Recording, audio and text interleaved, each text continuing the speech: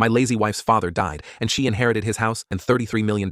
She kicked me out saying, find somewhere else to live or die. I don't care. You're useless now. Days later, the lawyer laughed. Did you even read the will? My wife went pale because the will said, when my father-in-law, Richard Hayes, died, I thought grief might finally humble my wife, Clarissa. Instead, it made her cruel. Richard was old school, built a business empire from scratch, worth over $33 million, plus a mansion on the hill that looked like something from a magazine. I sat by his bedside during his last months, feeding him soup, listening to his stories, while Clarissa was too stressed to visit. When he passed, she didn't cry. She opened champagne. At the reading of the will, Clarissa wore a black designer dress that probably cost more than my car. She crossed her legs, smirked, and waited for her name to be called. When the lawyer announced that she'd inherited everything, she didn't blink. She just said, well, it's about time. That night, she looked me dead in the eye and said, you know what, Darren? You can leave now. I don't need you anymore. I thought she was joking. She wasn't. 3 days later, I came home from work to find my things in garbage bags by the front door. What's going on? I asked. She didn't even look up from her phone. Find somewhere else to live or die. I don't care. You're useless now. I just stood there. 7 years of marriage erased in a sentence. When I didn't move, she rolled her eyes. Don't make this dramatic. I'll Venmo you for gas. She handed me my car keys like she was tossing scraps to a stray. I left. No yelling, no begging, just silence. I drove to the Sunset Motel, $49 a night, flickering neon sign that said, Su Amole instead of sunset. The carpet smelled like mold and bad decisions. I sat on the bed staring at the water-stained ceiling and thought, Richard would never have wanted this. That's when it hit me. Richard planned everything. The man had color-coded files for his sock drawer. Would he really hand $33 million to a daughter who couldn't even pay her own credit card bill without crying? I remembered something he'd said 6 months before he died. We were watching an old war movie together when he turned to me and said, you're a good man, Darren, better than this family deserves. At the time, I laughed it off, but now I wasn't so sure. So I called his lawyer, Charles Whitmore, old, sharp, and all business. When I introduced myself, he almost dropped the phone. Darren, good heavens, where have you been? Your wife said you'd moved out of state and didn't want contact about the estate. She what? He sighed. Son, you'd better come in tomorrow morning. There's something you need to see. I barely slept. By sunrise, I was sitting across from him in an office that smelled like mahogany and money. Charles slid a thick envelope toward me. This is the real will. The real will? I echoed. He flipped it open. Even upside down, I saw my name. Primary beneficiary Darren Morrison. I froze. That's impossible, Clarissa said. Charles smirked. Clarissa said a lot of things. Unfortunately, none of them were true. He adjusted his glasses and began reading aloud. The bequest to my daughter, Clarissa Hayes, is conditional upon her treatment of her husband, Darren Morrison, following my death. Should she fail to treat him with respect and dignity, her inheritance shall be revoked and transferred to Mr. Morrison. I blinked. So by kicking me out, she forfeited everything, he said, grinning. House, accounts, all of it. Richard was a meticulous man. He knew who deserved what. My heart pounded so hard I thought I might pass out. Charles leaned back, amused. Richard once told me his daughter was arrogant enough to hang herself with her own rope. Looks like he was right. That afternoon, the paperwork was signed. By sunset, her accounts were frozen. Her cards declined, and every asset in Richard's estate bore one name, mine. When I drove back to the mansion, Clarissa was on the porch, screaming into her phone. What do you mean my accounts are frozen? I have millions. Hello? Hello? I parked, stepped out, and jingled a new set of keys. She turned, eyes wide. Aaron, what are you doing here? Coming home? I said. She blinked. You're lying. I handed her a copy of the will. She scanned it, her face draining with every line. When she reached the clause about respect and dignity, she swayed like she might faint. Charles's words echoed in my head. She hung herself with her own rope.